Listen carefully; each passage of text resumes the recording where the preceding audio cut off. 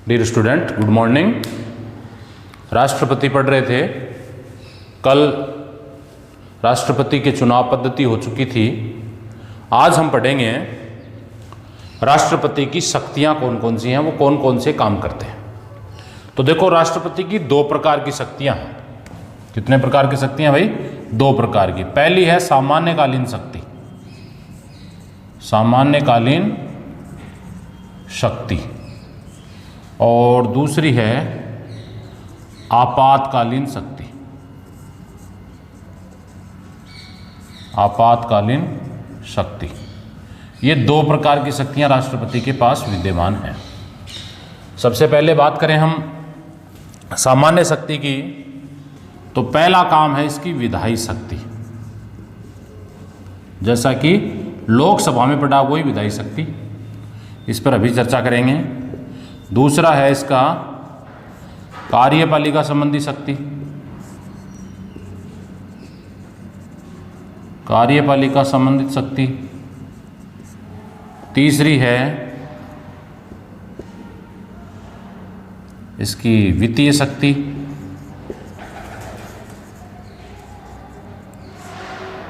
चौथा ये काम करता है न्यायिक शक्ति,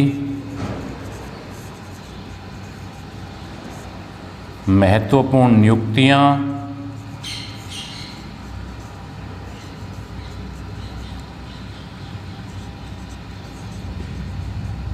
नियुक्तियों से संबंध में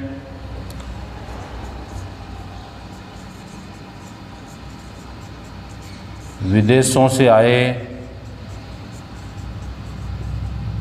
राजदूत, विदेशों से आए राजदूतों कर लो, राजदूतों का को स्वीकार करना,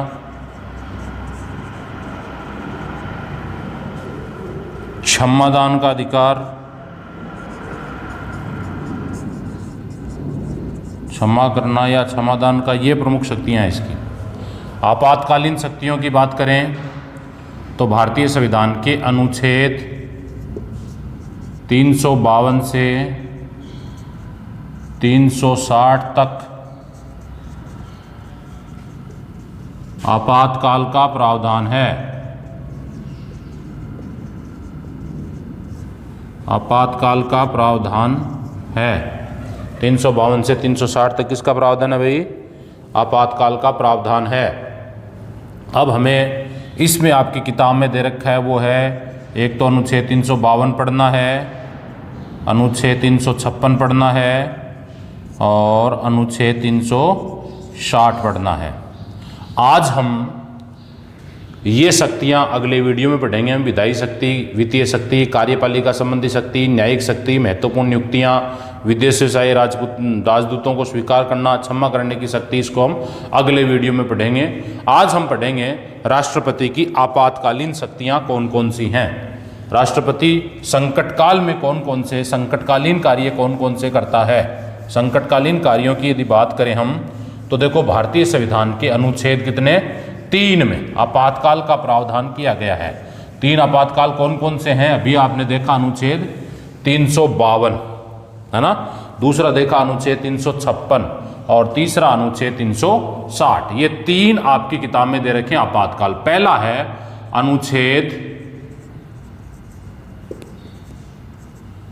352 के अनुसार। 352 में क्या लिखा हुआ है भाई? तो देखो, अनुच्छेद 352 में लिखा हुआ है कि विदेशी आक्रमण, विदेशी आक्रमण या आंतरिक विद्रोह होने की स्थिति में लागू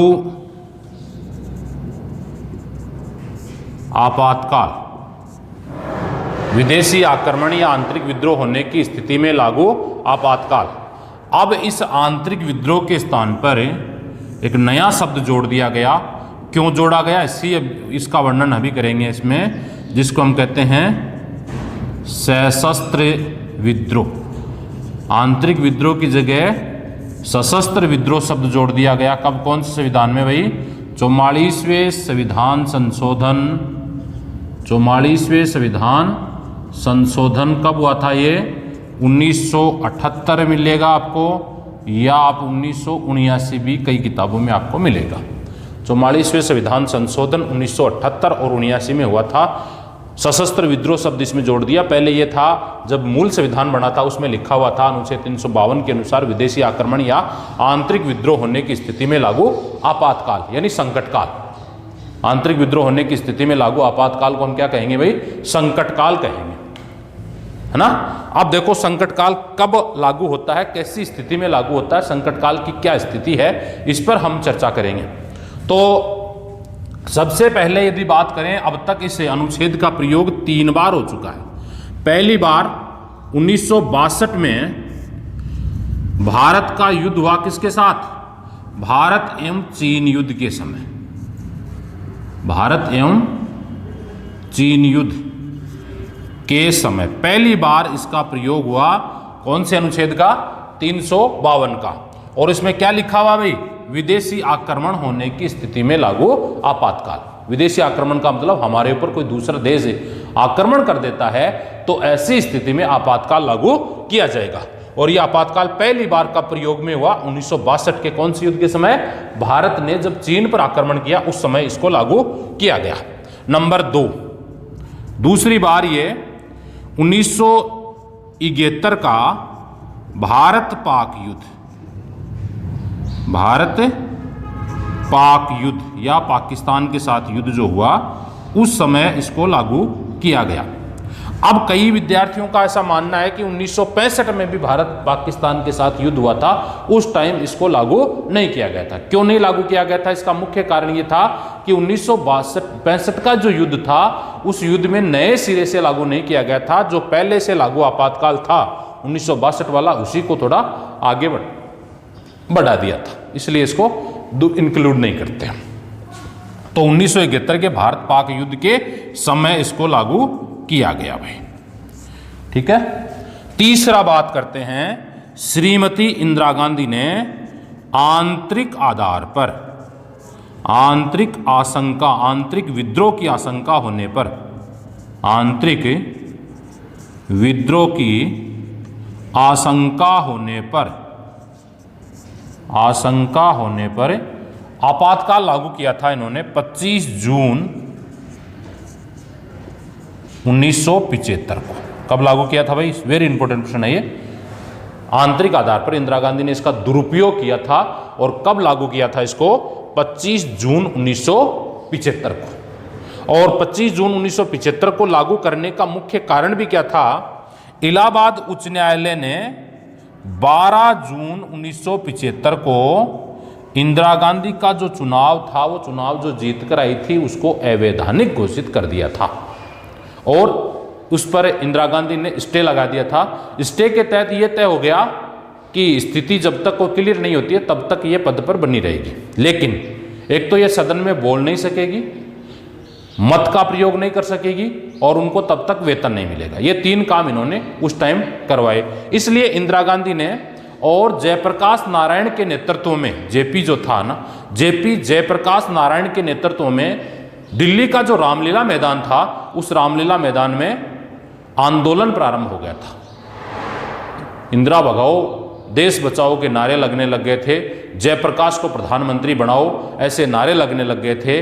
तो इंदिरा गांधी को ऐसा लगा कि ये आंदोलन विकराल रूप धारण कर सकता है और उसे पद से हटना पड़ सकता है। इसलिए रात्रि 8 बजे, उस टाइम राष्ट्रपति था फखरुद्दीन अली अहमद। राष्ट्रपति कौन था भाई?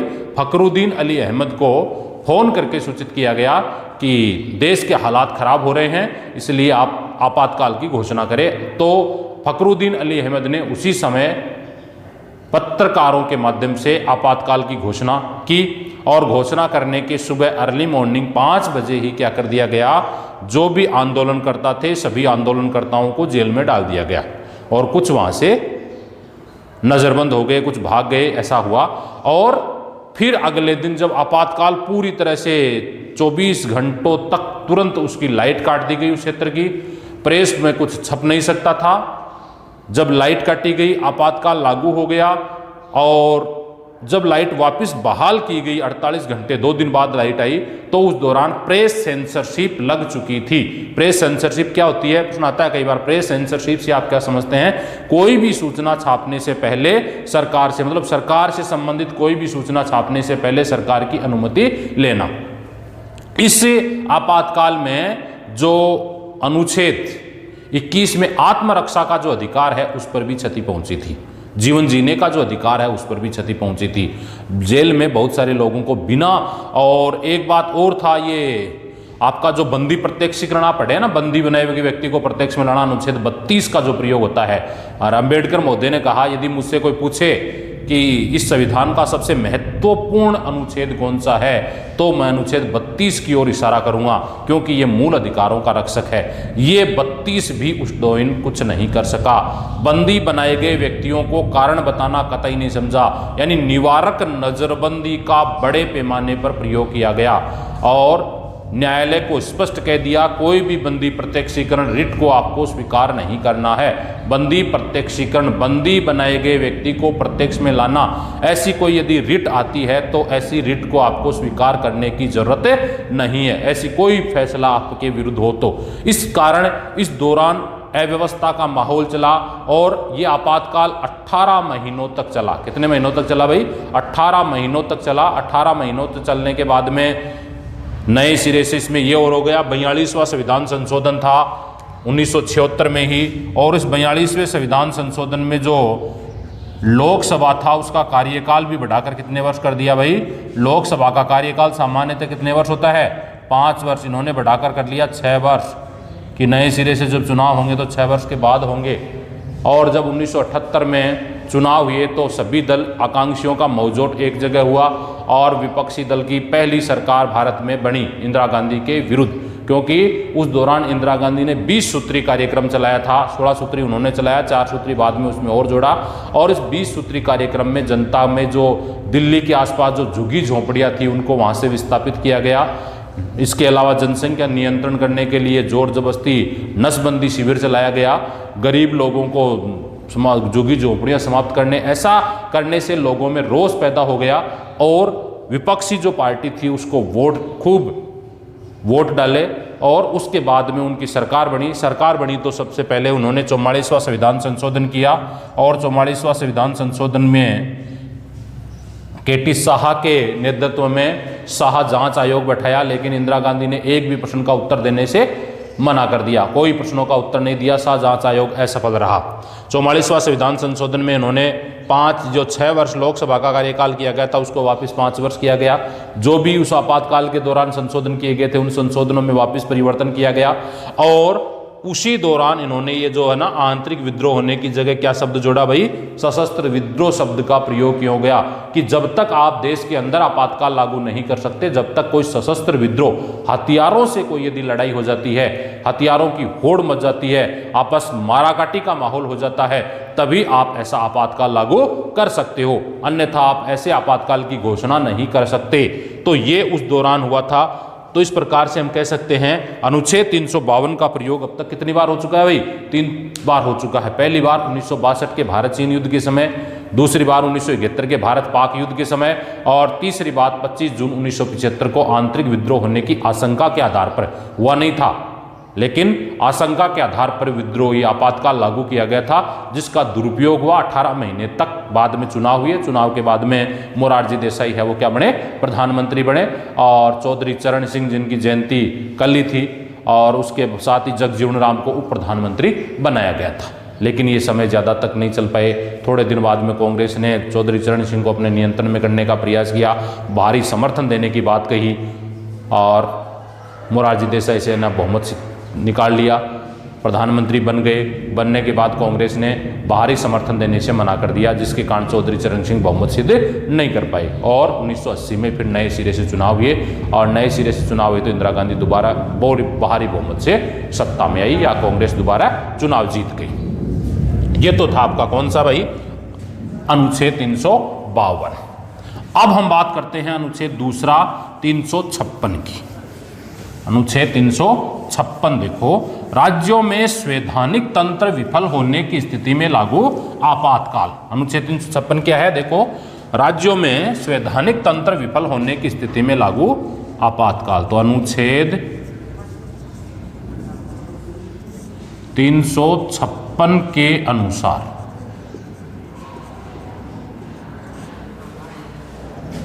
राज्यों में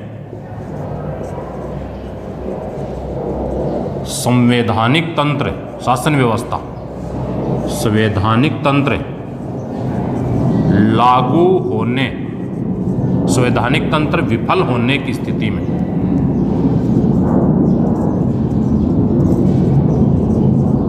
विफल होने की स्थिति में लागू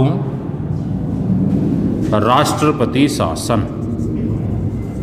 लागू राष्ट्रपति शासन, ये है जिसमें कभी मूल अधिकारों का हनन नहीं होता। इसमें इसका प्रयोग, दुरुपयोग तो बहुत बार दुरुपयोग ही हुआ, ज़्यादातर जब सेंट्रल गवर्नमेंट में अलग सरकार होती है और राज्य में अलग सरकार होती है, तो ऐसी स्थिति में सेंट्रल गवर्नमेंट क्या करती है भाई, राज्यपाल उनके दल का होता है, क्योंकि राज्यपाल की नियुक्ति राष्ट्रपति करता है, इसलिए वो प्रतिवेदन कर देता है सरकार को, और सरकार क्या करती है, उस राज्य में आपातकाल की घोषणा कर देती है। सबसे पहले केरल में कम्युनिस्टों के विरुद्ध हुई थी। वर्तमान अब तक इसका प्रयोग 110 से भी अधिक बार हो चुका है। कई बार पूछ जाता है ये प्रश्न कि अब तक इससे आपातकाल का प्रयोग यानी अनुच्छेद 356 का प्रयोग कितनी बार हो चुका है? तो अनुच्छेद 356 का प्रयोग अब तक 110 बार से भी अधिक हो चुका है। अगला है नंबर 3, वित्तीय आपात। वित्तीय आपात अनुच्छेद कौन सा है भाई? अनुच्छेद है 359। वित्तीय आपात की घोषणा किस अनुच्छेद में की जाती है भाई? 359 में। क्या होता है वित्तीय आपात? जब देश की अर्थव्यवस्था बिछड़ जाती है, उद्योग धंधे बंद हो जाते हैं, सरकार के पास वेतन चुकाने के लिए पैसे नहीं होते हैं, साख खराब हो जाती है, विदेशों का ऋण बहुत ज़्यादा होता है, ऐसी स्थिति में सरकार क्या करती है भाई? वित्तीय आपात लागू करके जितने भी सरकारी कर्मचारी हैं उनका वेतन रोक लेती है, उनको वेतन देने की जरूरत नहीं होती। साख खराब होने की स्थिति में उसे हम क्या कहते हैं? वित्तीय आपात कहते हैं। भारत की साख एक बार भी खराब नहीं, वित्तीय आपात का अब तक एक भी बार प्रयोग नहीं हुआ है। हालांकि वर्तमान में जो भारतीय जनता पार्टी की जो सरकार है, मोदी सरकार के निर्देशन में, तो कांग्रेस कई बार आलोचना करती है। एक तो जब नोटबंदी हुई थी उस दौरान इन्होंने क्या बताई थी कि ये नोटबंदी नहीं बल्कि वित्तीय आपात है, जबकि वो वित्तीय आपात नहीं बल्कि नोटबंदी थी। आलोचना करने वाले कुछ भी कर सकते हैं। दूसरा, जो अभी लॉकडाउन हुआ उस दौरान भी इन्होंने वित्तीय आपात, क्योंकि सरकारी कर्मचारियों के एक दो दिन का वेतन कटा था केवल, तो उस दौरान इन्होंने ये कहा ये वित्तीय आपात है, जबकि ये भी वित्तीय आपात नहीं था, ये संकट था, महामारी थी। लेकिन आलोचना करने वाली सरकार क्या करती है? उसकी बिना आलोचना किए उनके मन में चैन नहीं मिलता। इसलिए आलोचना का अधिकार सभी को बराबर का है। कोई भी सरकार किसी भी सरकार की आलोचना कर सकती है। ये आपका था वित्तीय आपात। ये हो गया आपका राष्ट्रपति की कौन सी शक्ति भाई? आपातकालीन कह दो या संकटकालीन शक्ति कह दो, कठिनाई के समय काम। अब शांति काल में ये कौन कौन से काम करते हैं उसको हम अगले वीडियो में पढ़ेंगे।